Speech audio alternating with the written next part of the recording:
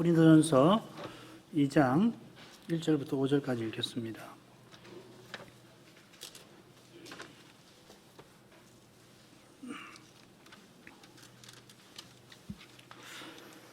고린도전서 2장 1절부터입니다. 형제들아, 내가 너희에게 나아가 하나님의 증거를 전할 때에 말과 지혜의 아름다운 것으로 아니하였나니 내가 너희 중에서 예수 그리스도와 그의 십자가에 못 박히신 것 외에는 아무것도 알지 아니하기로 작정하였음이라.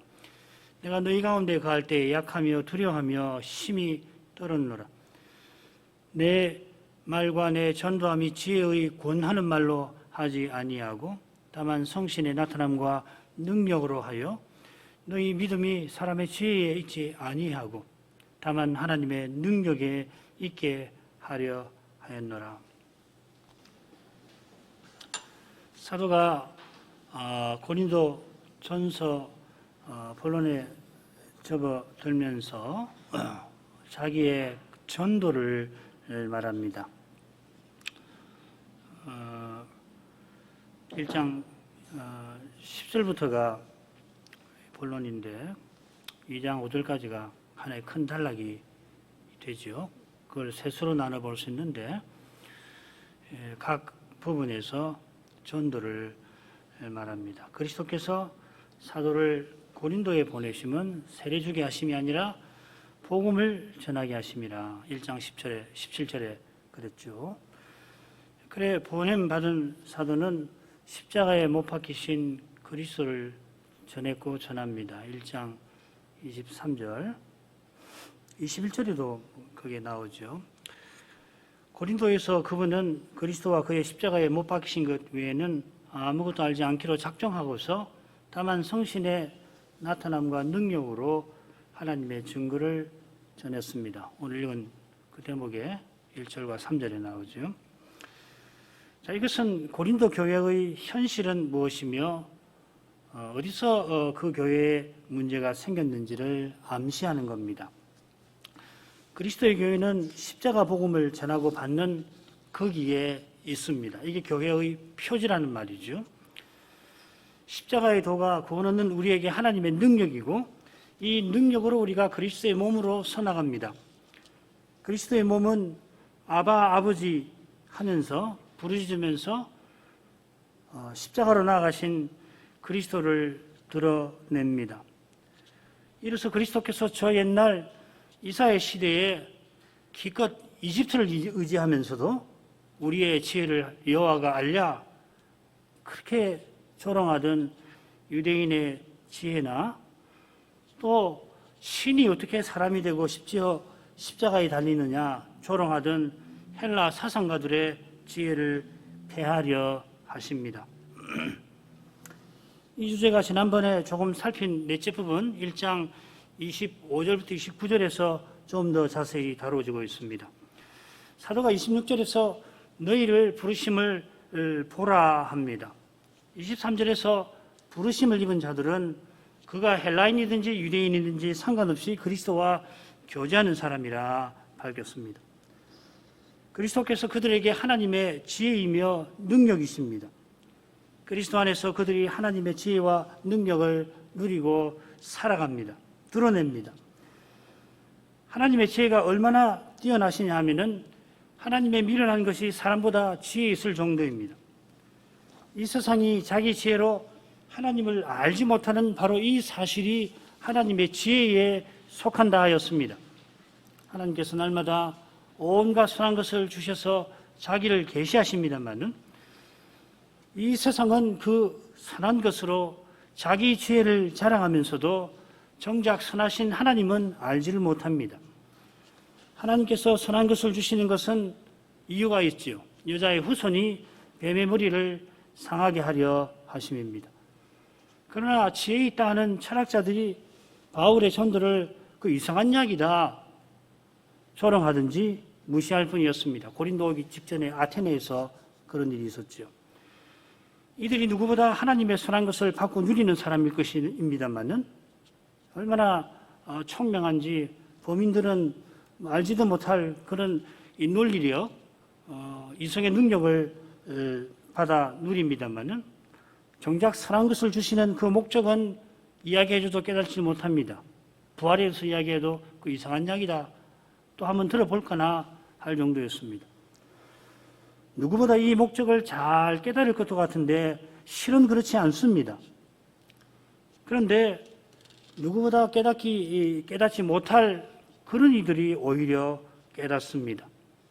심지어 깨닫고서는 이제 그것을 다른 사람들에게 가르치기도 합니다.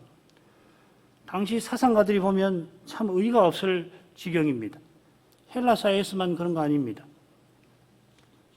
그러니까 종으로 살다가 복음을 받고 이 말씀 전도자가 된 경우를 했죠. 그런데 유다 사회에서도 그랬습니다. 종교 지도자들 공회죠. 사내들이니 기탄 없이 전도하는 베드로와 요한을 보고는 본래 학문이 없는 범인인 줄 알았다가 자기들 같이 율법 교육을 안 받았단 말이죠. 말하는 것을 보니까 비난할 말이 싹 없어졌습니다. 베드로와 요한이 그러나 일찍이 세례 요한의 제자였고 더욱이 그리스도의 사도인데 자기네 기준을 갖다 대니까 결코 무시할 수 없는 그런 분인데도 함부로 이렇게 무시했던 겁니다. 이런 잘못은 기독교에도 얼마든지 있습니다. 교만하면 이런 잘못을 안 저지를 수가 없습니다. 말씀을 내세우지만은 실은 자기의 좁은 깨달음을 표준으로 내세우는 겁니다. 사람은 얼마든지 변하는데 자기의 과거 경험을 갖다 댑니다. 헬라 사상가들도 고린도 신자들을 비슷하게 대했습니다. 저 종로를 타는 놈 아닌가? 그러는 거예요. 이런 배경에서 사도가 너희를 부르심을 보라 하는 것입니다. 이런 부당한 대접을 전에 받았고 지금도 받고 있는 너희가 결국은 그들과 똑같이 서로 대하고 있는 거 아니냐 하는 것입니다. 고린도 신자들은 당시 다른 교회들과 비슷하게 지혜 있는 자가 많지 않았습니다. 지혜 있는 자가 당시 사회에서 매우 소수였으니까 당연히 그들 중에 믿는 자가 많을 리가 없습니다만은 통계적으로 그럴 수 있죠. 그러나 지금 사도가 말하려고 하는 것은 신자 중에 사상가가 일반 비율보다도 일반 사회에서 있는 비율보다도 더 적었다 하는 것일 것입니다. 그처럼 능한 자, 곧 힘 있는 사람도 많지 않고 가문 좋은 사람도 많지 않았습니다. 그들 대부분은 천시받는 천한 것, 멸시받는 것 없는 것입니다. 이 천한 것이라는 말은 이 가족 없는 사람이라 하는 뜻인데 대표적인 사람이 바로 노예입니다. 고린도가 상업이 융성한 곳이라 노예가 많았는데 신자 중에 노예 출신이 유독 많았던 것 같습니다. 상업 보시니까 그들이 바로 없는 것입니다. 없으면 안 되는 귀족이나 시민들과 달리 있으나마나한 그러한 사람입니다. 한 번은 귀족들이 이 노예를 식별할 수가 있도록 노예복을 입히자 하는 그런 제안을 했습니다. 없으면 안 되는 그런 자기네와 구별을 해서 있으나마나한 그들을 차별하려 한 것입니다. 그들이 자신들과 얼른 봐서 구별되지 아니하는 것을 못 견디는 것이죠. 그런데 막상 노예복을 입히려고 하니까 그들의 수가 적지 않구나, 잘못했다가는 큰일 나겠구나 당황하고서는 그 제안을 포기하고 맙니다. 노예복을 입혀놨을 때 그들의 존재감에 두려움을 느낀 것입니다. 이미 노예들이 얼마나 많은 일을 하는지 모릅니다. 그들의 노동이 그리스 로마 문명을 떠받치고 있었던 것입니다. 이런 사회에서 사도가 전하는 하나님 나라는 진정한 가치 전복입니다. 으뜸되고자 하는 사람은 모든 사람의 종이 되어야 하는 그러한 사회입니다. 이런 사회에서 자신의 지혜와 힘과 명예를 자랑하는 사람, 지혜 있고 힘 있고 가문 좋은 사람들 주님께서 물리치십니다. 부끄럽게 하신다 혹은 패하신다 하는 표현은 이 구원과 소망과 붙어 있는 표현입니다. 장차 그리스도께서 모든 악한 천사를 패하여 버리실 것입니다. 그때 이 세상 관한은 패하여집니다. 없어져 버리고 말 것입니다. 그 결과 그들은 부끄러움을 당하게 될 것입니다. 그날 구원받은 이들은 그토록 바라던 영원한 나라에서 하나님을 자랑할 것입니다. 아무도 하나님 앞에서 자기를 자랑하지 아니합니다. 바깥 어두운 데 있는 모든 사람도 자기를 자랑하지 못합니다. 도리어 슬피 울며 이를 갈 것입니다. 자기가 행한 일에 관하여 처절하고 끔찍한 후회를 맛볼 것입니다. 성신을 해방한 바리새인들이 언약의 나라에서 자기를 자랑했던 그 일을 얼마나 후회하게 될까요? 그렇게 후회하는 사람이 장차 얼마나 많을까요? 고린도전서 1장 30절 31절로 나아갑니다. 너희는 하나님께로부터 나서 그리스도 예수 안에 있고 예수는 하나님께로서 나와서 우리에게 지혜와 의로움과 거룩함과 구속함이 되셨으니 기록된 바 자랑하는 자는 주 안에서 자랑하라 함과 같게 하려 함이니라. 이 말씀이 이 둘째 부분 1장 18절부터 31절까지의 맺은 말입니다. 머리 말해서 십자가의 도가 구원 얻는 우리에게 하나님의 능력이라 했는데 그 근거가 여기 나옵니다. 아울러 하나님께서 십자가로 구원하시는 그 궁극적인 목적이 주 안에서 자랑하는 것이라 교훈하고 있습니다. 무엇보다 사도는 여기서 하나님과 그리스도와 우리의 관계를 교훈하고 있습니다. 우리는 하나님께로서 나서 그리스도 안에 있습니다. 이 하나님께로부터 나서 했는데 이것은 앞서 우리가 살핀 대로 하나님이 택하시고 부르시고 또 구원하신 거 1장 27절, 24절, 21절 역순이죠. 이런 사실을 가리킬 겁니다. 이 나다라고 했는데 본래는 이 말이 없습니다. 게다가 바울 사도는 요한 사도와 같이 늘 양자 사무심, 하나님이 우리를 자녀로 입양하셨다 하는 것을 교훈하니까 하나님이 우리를 낳으셨다 하는 뜻으로 여기 말을 쓰지 않았을 겁니다. 우리가 그리스도와 교제하는 것이 그리스도 안에 있는 것인데 이것이 우리의 행위에 속한 것이 아니라 하나님께 속한 일이라 하는 것입니다. 그러니까 너희는 하나님께로부터 나서 이 말을 앞으로 돌려야 할 겁니다.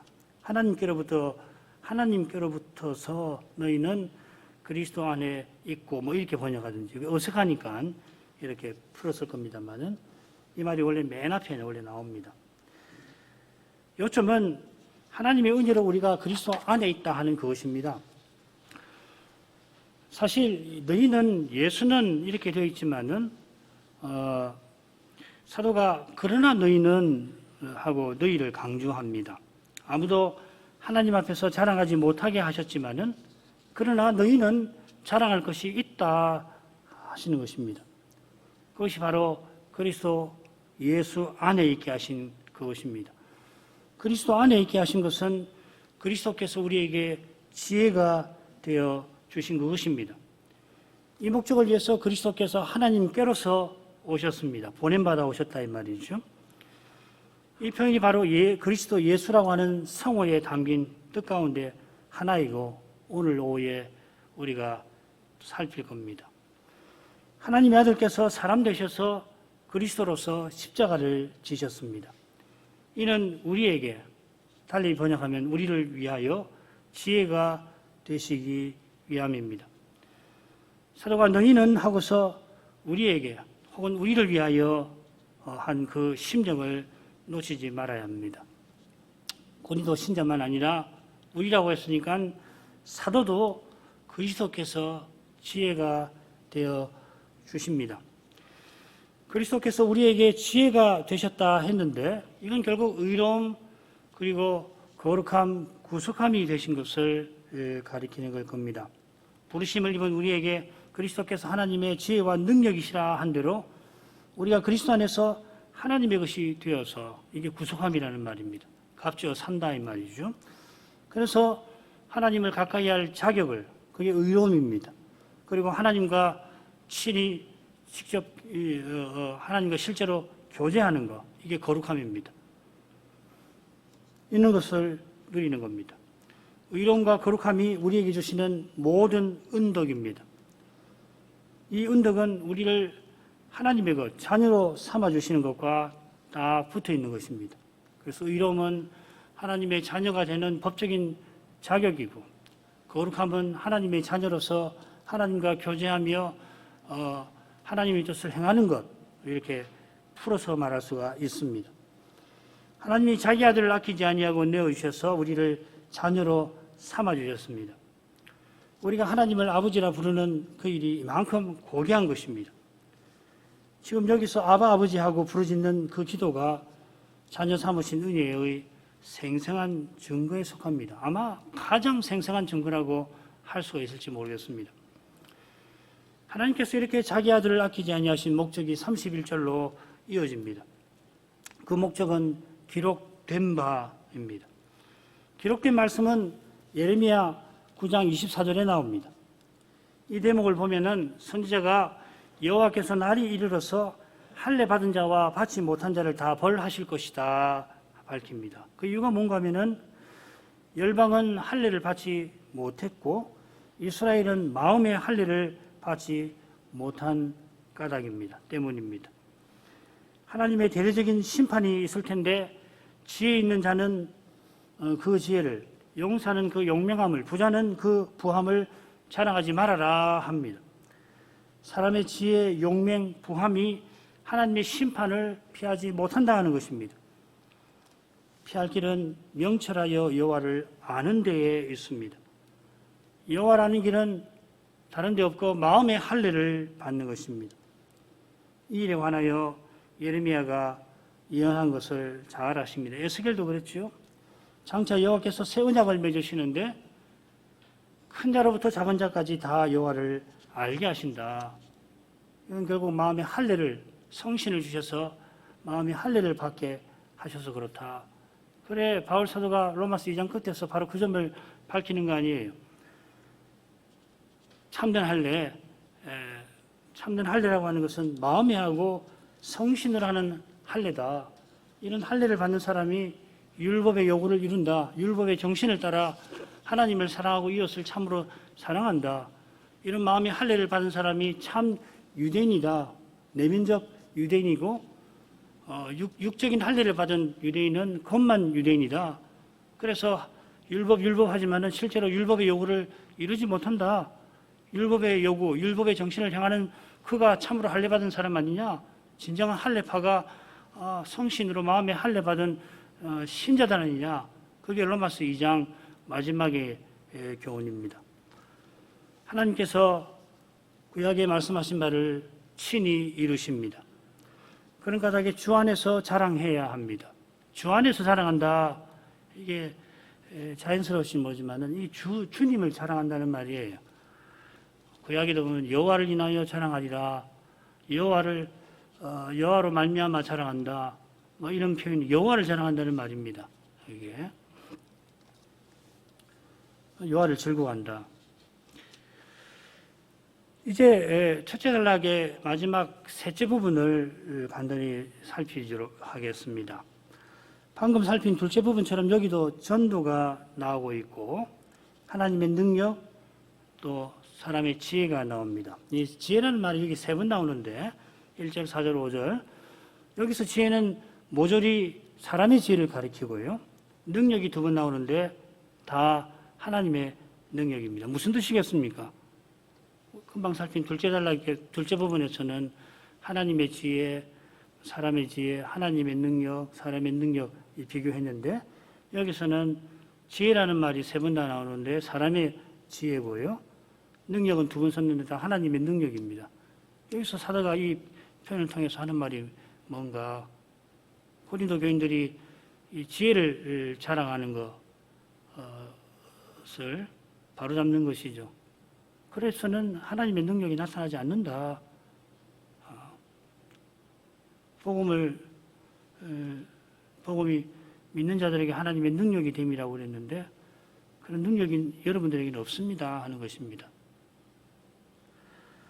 자, 셋으로 나눠 보겠습니다. 먼저 1, 2절 읽지요. 형제들아 내가 너희에게 나아가 하나님의 증거를 전할 때 말과 지혜의 아름다운 것을 아니하였나니 내가 너희 중에서 예수 그리스도와 그의 십자가에 못 박히신 그 외에는 아무것도 알지 아니하기로 작정하였음이라. 내가 너희에게 나아가 하면서 2차 선교 여행도로 돌아갑니다. 선교 여행이니까 당연히 말씀을 전했는데 사도는 말과 지혜의 아름다운 것을 아니했다 하는 것을 강조합니다. 1장 17절에서 이미 밝혔죠. 말의 지혜로 하지 아니하였다 했는데 여기서는 말과 지혜의 아름다운 것이라 표현합니다. 번역을 말 곧 지혜로 아니함은 여기서 말 곧 지혜의 아름다운 것으로 아니했다 이렇게 번역할 수가 있습니다. 이 아름다운 것이라는 표현은 말하는 사람이 자기가 뛰어나다는 것을 과시하거나 그래서 심지어 유명한 사람들에게서조차 감탄을 자아낼 만한 그런 연설의 태도나 또 자기를 높이는 표현 방식을 가리키는 듯 합니다. 이런 태도나 표현 방식이 당시 지혜 있는 사상가들의 특징이었을 것입니다. 사도시대보다 조금 거슬러 올라가면은 이 소피스트라고 하는 계변론자라는 말 들어보셨죠? 이 소피스트라고 하는 사람들이 이제 그런 사람들이었는데 그 수사학, 소위 영혼을 이끄는 기술이라고 플라톤이 이런 표현을 붙였는데 수사학 기술을 통해서 말의 우월함을 그들이 추구했습니다. 우월한 말로 사람을 설득하거나 여기 보면 지혜에 권하는 말 할 때 그 권한다는 말, 설득한다는 말이거든요. 그는 설득하거나 변론에서 이기려 하였습니다. 그러나 사도는 복음을 전할 때 사람의 뛰어난 논리나 아름다운 표현을 통하여서 설득력을 자아내는 그런 표현을 통하여서 사람의 감동과 동의를 설복을 이끌어내지 아니하였습니다. 그 이유가 4절 5절에 제시되어 있는데 이런 감동과 동의는 참된 믿음이 아니라서 그렇습니다. 4, 5절 할 때 좀 더 생각하죠. 그처럼 사도가 사람의 말이 아니라 하나님의 증거를 전하는 까닭에 거기 걸맞은 태도와 표현을 쓴 것입니다. 걸맞은 태도와 표현 역시도 4절 5절에 잘 나오고 있고 성신의 나타남에 나타나 있고 특별히 표현은 2장 13절에 나옵니다. 그것을 다음 시간에 생각할 겁니다. 하나님의 증거인지 비밀인지 이 사본상 확정하기가 힘듭니다. 여러분 갖고 계시는 성경 난해주의도 보면은 증거 밑에 비밀이라고 되어 있는데요. 아마 성경이 우리 한국말 성경이 다시 번역되면은 이 비밀로 바뀔 가능성이 높아졌습니다. 어떻게 읽더라도 사도가 하나님의 말씀을 전한 사실은 뭐 증거든지 비밀이든지 똑같죠. 이 증거라고 하는 말은 이 언약이라는 말하고 비슷합니다. 비밀이라고 하는 것은 다음 시간에 우리가 또 자세히 배우고 여러분 잘 아시는 거죠. 하나님의 비밀이신 그리스도. 사도가 에베소에도 복음을 전해서 거기 교회가 섰는데 부활하신 주께서 먼 데 있는 너희에게 복음을 전했다, 평강을 전하셨다 하였습니다. 사도가 가서 전한 것이지만 자기는 그리스도의 그릇에 불과합니다. 그리스도께서 자기를 쓰셔서 사도를 쓰셔서 자기를 전하셨습니다. 그처럼 하나님께서 하나님의 말씀을 전하기도 하시고 받기도 하십니다. 이것이 우리가 고백하는 삼위일체 교리의 핵심입니다. 삼위일체 어려운 실로 신비하는 건데 실제는 아주 분명해요. 하나님이 자기를 우리에게 알리시고 믿게 하신다 하는 말입니다. 하나님이 삼위일체이셔서 구원하십니다. 아버지께서 아들을 보내시고 아들이 성신을 주셨습니다. 하나님이 삼위일체이셔서 우리가 하나님을 압니다. 하나님 말씀을 전하고 받습니다. 참으로 말씀을 전하고 받는 거기에 교회가 있는데 이 교회는 아버지와 그리스도를 모십니다. 사도가 다른 이들과 달라서 하나님의 증거를 전했던 것 아닙니다. 성신께서 그로 하여금 전하게 하셨습니다. 사도가 세상을 떠난 이후에도 하나님의 말씀이 교회에 전파되는데 똑같습니다. 물론 사도와 목사는 다르지만은 성신께서 말씀을 전하기도 하시고 받기도 하십니다. 교회의 말씀이 들리지 아니한다거나 전했지만은 깨닫는 일이 없다면은 성신을 의지하지 아니한 거기에 원인이 있습니다. 사도가 말과 지혜의 아름다운 것으로 아니한 것 했다고 그랬는데 그 성신을 의지한 것입니다. 성신을 의지했다 하는 그것은 그리스도와 그의 십자가에 못 박힌 외에는 아무것도 알지 않기로 작정한 태도에 잘 드러나고 있습니다. 이것은 주님이 다락방에서 경험하신 그대로입니다. 십자가 지신 전날에 예수님께서 이제 부활 후에 보혜사 성신이 오실 것인데 그 성신이 오시면 자의로 말씀하지 않을 것이다.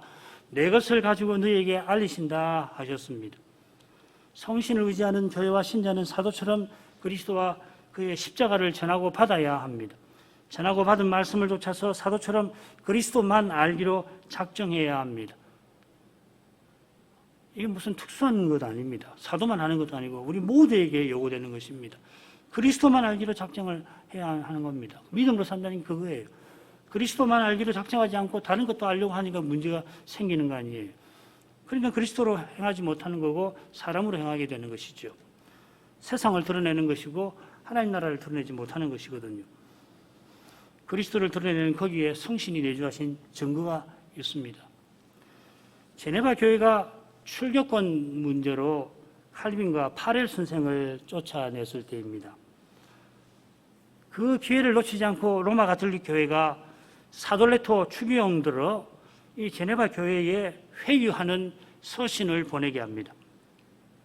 로마 가톨릭 교회가 참교회니 얼른 돌아오라 하는 것입니다. 그러면 참교회로서 증거가 뭐냐? 우리가 오랜 전통을 가졌다. 유명한 교부들이 우리에게 있고 그리고 우리가 성신을 소유했다 하는 것입니다. 이런 주장에 제네바 교회가 제대로 답을 못합니다. 그때 그분들이 쫓아냈던 칼빈 선생에게 도움을 청하고 칼빈은 목사의 심정으로 그 쫓아낸 교회의 부탁을 받아서 추기경에게 반박 서신을 보냅니다. 당신이 주장한 대로 성신을 소유한 교회라면은 그 증거로 성경이 교훈하는 바른 교리를 제시하라 하는 것입니다. 성신과 성경은 불가분리적이다 합니다. 그처럼 로마 가톨릭 교회가 특별히 교부 어거스틴을 앞세웁니다. 지금도 그분들이 쓰고 있는 이 요리문답 같은 책에 보면 가장 많이 인용되는 사람이 어거스틴이에요. 칼빈 선생은 어거스틴이 그리스도를 바로 전하신 분으로서 너희 것이 아니라 우리의 것이다 합니다. 성신은 그리스도의 영으로 지금 우리 안에 내주하십니다. 아버지와 아들과 동등하신 하나님이시지만은 피조물인 우리, 게다가 죄인인 우리 안에 성신이 거하시는데 그 목적이 뭐냐면 그리스도의 영광을 드러내는 그것입니다. 그리스도가 그만큼 높으신 분입니다. 얼마나 높으신가? 아버지 뜻을 이루려고 자기를 지극히 낮추실 만큼 높으십니다. 성신도 똑같으십니다. 이것은 이 세상이 이해하지 못하는 역설이고 하나님 나라에서만 통하는 역설입니다. 금방 제가 여러분에게 드린 말씀을 이 세상에 들으면 무슨 소리냐 할 것입니다. 성신께서 그리스도의 것을 말씀하시고 그리스도의 영광을 드러내심으로 아들의 신이심을 입증하십니다. 그리스도께서 십자가를 지심으로 아버지의 아들이심을 입증하신 것과 마찬가지입니다. 이런 아들에게 아버지는 자기 전부를 주시고 주실 때에 자의로 주시지 않고 성신 안에서 아들에게 주십니다. 여기에 우리가 고백하는 삼위일체의 영광이 있습니다. 삼위께서 지극히 높으신데 서로를 향하여 지극히 낮추셔서 더 없이 높아지십니다. 우리를 위해서 사람 되시고 십자가를 지심으로 우리를 하나님께로 높이실 만큼 그렇게 높으십니다. 여기에 삼위일체의 영광이 있고 믿음의 비밀이 있는 것입니다. 교회가 이런 곳이어야 합니다. 교회가 이런 곳이어야 삼위 하나님과 교제하는 교회라 말할 것입니다. 3절로 갑니다. 내가 너희 가운데 거할 때에 약하며 두려워하며 심히 떨었노라. 방금 고린도에서 사도가 성신으로 그리스도를 의지했다고 밝혔는데 그들 가운데서 또한 심히 떨었다 합니다. 그리고 내가 떨면서 여러분을 대하였습니다 합니다. 그러나 아니하고 그리고 한 뜻을 알아야지 사도가 지금 뭘 전하는지를 바로 이해할 것입니다. 혹시 그리고 내가 보다 그러나 내가 이렇게 새기는 것이 더 자연스럽게 느끼시지 않습니까? 그리고 내가 하고서 사도가 바로 이어 연약함 중에서 여러분을 대하였다 합니다. 이 연약함 중에라는 말을 사도가 강조하고 있습니다. 이 표현은 사도가 믿음으로 살아가는 그 모습을 보여줍니다. 바울이 아마 중병으로 아마 심한 안질로 그래 이 사도를 그냥 봐서는 그냥 고개가 확 돌아갈 만큼 그 모습이 말하자면 대인관계를 하기에는 좋지 못한 그런 처지에서 그래 사도가 이 사도 직분을 감당하기가 쉽지 않으니까 3번이나 주님께 간구를 했지요. 그때 주님께서는 내 은혜가 너에게 족하다. 이는 내 능력이 약한 데에서 연약함 중에 온전하여짐이라 바울에게 대답하셨다고 고린도 후서에서 밝히고 있죠.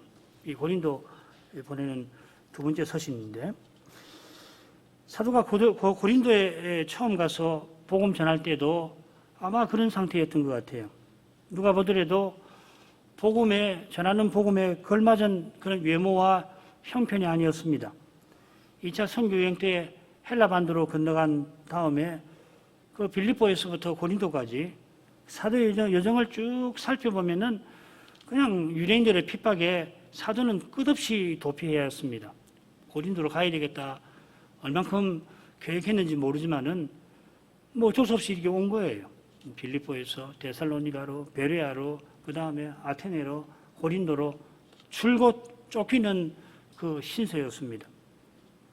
고린도 건너와서도 사도는 주중에 천막 힘든 일을 아굴라와 함께 브리스길라와 함께 하면서 자비당하면서 복음을 전했고 거기서도 유대인들의 핍박에 시달려야 했습니다. 서운할 정도였죠. 얼마나 핍박이 극심하면은 사도가 여기 서운을 해요. 이 핍박에서 나를 건져주셔서 복음을 전하면 내가 서원을 이행하겠습니다. 그래서 2차 선교여행을 마치고 바울 사도는 이 갱그리아에서 서원을 이룬 다음에 머리를 깎잖아요. 깎은 다음에 그 다음에 돌아가는 길에 예루살렘을 가서 제사를 드렸을 겁니다. 사도행전에는 예루살렘이 나오지 않아요. 2차 선교여행 마치고 3차 선교여행으로 이어지는 그 길에 그 가이사랴에서 내렸다는 말만 나오고 그리고 마치 바로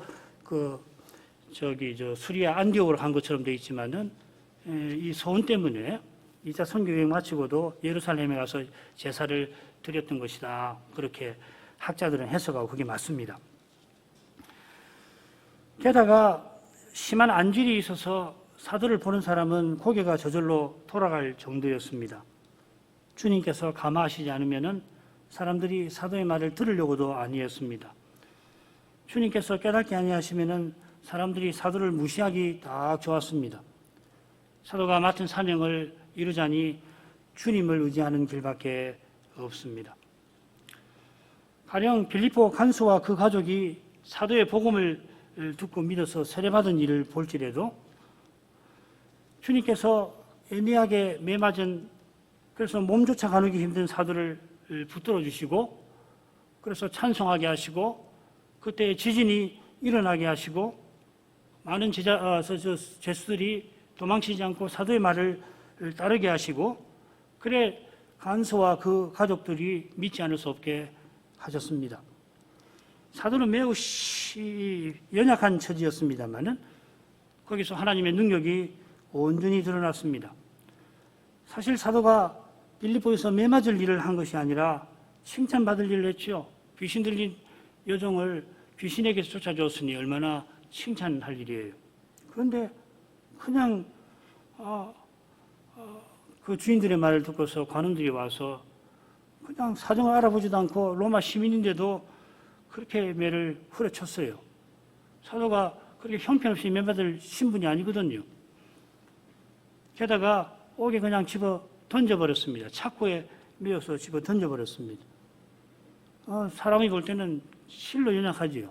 로마 시민인 것도 아무 소용없는 거예요. 그런 사도에게 주님께서 간수들을 엎드리게 만드시고 겸손히 사도에게 복음을 듣도록, 간수가 나중에 엎드려 버리잖아요. 죽은 줄로 알았는데 제수들이 다 사도와 함께 있으니까 네 생명을 해하지 말아라, 자살하려고 하는 간수를 말리니까 그걸 보고서 간수가 땅에 엎드려서 사도 앞에 도움을 청하지 않습니까? 그게 복음의 능력이죠. 또 사도는 두렵고 심한 떨림으로 고린도 사람들을 대했습니다.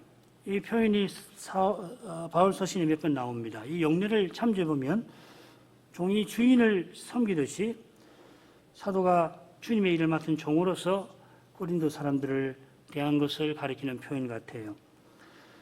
또 고린도 사람들이 사도의 그 서신을 전한 디도를 두렵고 떨림으로 영접을 했는데, 사도가 직접 가서 권할 때는 듣지 않았지만은 이 사도의 서신을 보냈을 때는 사람의 말이 아니라 주님의 명령과 책망으로 받아서 디도를 두렵고 떨림으로 너희가 영접하였다 하였습니다.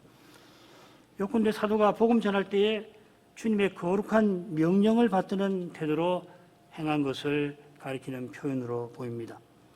혹시라도 자기가 사람으로 행하여 주님의 일을 그르치지는 않을까 두려워했고, 사람으로 행치 아니하려고 하니까 매우 긴장한 상태에서, 사람이 아주 긴장되면은 자기도 모르게 몸이 떨려서 뭘 말하려고 하는데도 몸이 막 떨리니까는 힘든 그런 상태로 보입니다. 4~5절로 갑니다. 내 말과 내 전도함이 지혜에 권하는 말로 하지 아니하고 다만 성신의 나타남과 능력으로 하여 너희 믿음이 사람의 지혜에 있지 아니하고 다만 하나님의 능력에 있게 하려 하여노라. 사도가 이어 그리고 또 그래서, 여기서는 그래서가 좋을 것 같은데, 그래서 자기의 말과 전도가 성신의 나타남과 능력으로 한 것이라 합니다. 사람으로 행치 않고 두려워하고 떨었던 것처럼 성신의 나타남과 능력으로 복음을 전한 것입니다. 성신의 나타남과 능력이라고 번역했는데, 성신 곧 능력의 나타남이라 새기는 게 나을지 모르겠습니다. 마찬가지로 내 말과 또 내 말 곧 내 전도라 하는 것이 낫습니다. 사도가 성신을 의지하여 전한 까닭에 거기 하나님의 능력이 나타났습니다. 그 결과가 곧 교회 고린도에 믿는 자들이 일어나고 거기 교회가 선 것입니다. 바로 이 거룩한 목적을 위해서 주님이 사도를 보내셨습니다. 고린도 사람들이 그리스도를 믿은 것은 사도가 그리스도를 전한 데에 있고 그들이 전한 그리스도를 들은 데에 있습니다. 성신께서 사도들로 그리스도를 전하게 하시고 전한 그리스도를 믿게 하신 것입니다. 그렇게 고린도 교회가 섰으면은 이 교회가 교회답게 서나가는 길도 똑같습니다. 사람으로 행치 않고 성신으로 행하는 것입니다.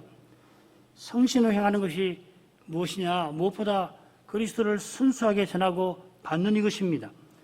그리스도를 의지하고 사랑하고 바라는 것입니다.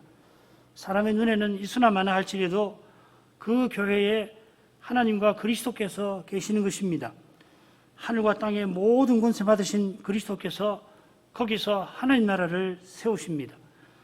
죄와 죽음의 권세가 형제를 위하여 목숨 버리는 것을 마땅한 줄로 여기는 거기서는 힘을 잃고 맙니다. 바로 거기 하나님의 능력이 있습니다. 하나님의 능력이, 영광이 그렇게 능력 있게 아름답게 드러납니다. 오늘만큼 하겠습니다. 거룩하신 아버지, 사도가 고린도에 가서 복음 전할 때에 성신을 온전히 의지하였습니다. 예수 그리스도와 그의 십자가에 못 박히신 그 외에는 아무것도 알지 않기로 작정하였습니다. 그런 까닭에 성신께서 사도로 그리스도를 순수하게 전하게 하시고 전한 그 그리스도를 고린도 사람들이 듣고 믿게 하셨습니다. 거기 그리스도의 교회가 서게 하셨습니다. 그 사회에서 지혜 있고 힘 있고 가문 좋은 사람들 눈에는 이 고린도 교회가 있으나마나한 것처럼 보였을지 모르지만은 거기에 하나님의 능력이 드러났습니다. 지금은 그 고린도 교회에 많은 문제가 생겨났지만은 사도를 본받아 말씀을 전하고 받으면은 그래서 그리스도와 그의 십자가에 못 박힌 후에는 아무것도 알지 아니하는 그런 태도로만 살아간다면은 그리스도께서 틀림없이 음부의 권세가 이기지 못하는 그런 교회로 세워주실 것이라 사도가 확신하며 이 서신을 선줄납니다. 그 확신이 저희에게도 있게 하옵소서. 사람의 생각에 무슨 소망이나 가망이 보이지 아니할지라도 주님께서 유일한 소망, 구원이신 그 진리가 더욱 빛나게 하옵소서. 성신의 능력이 나타나게 하옵소서. 하나님의 거룩한 영광이 나타나 찬송받게 하옵소서. 예수님 이름으로 기도합니다. 아멘.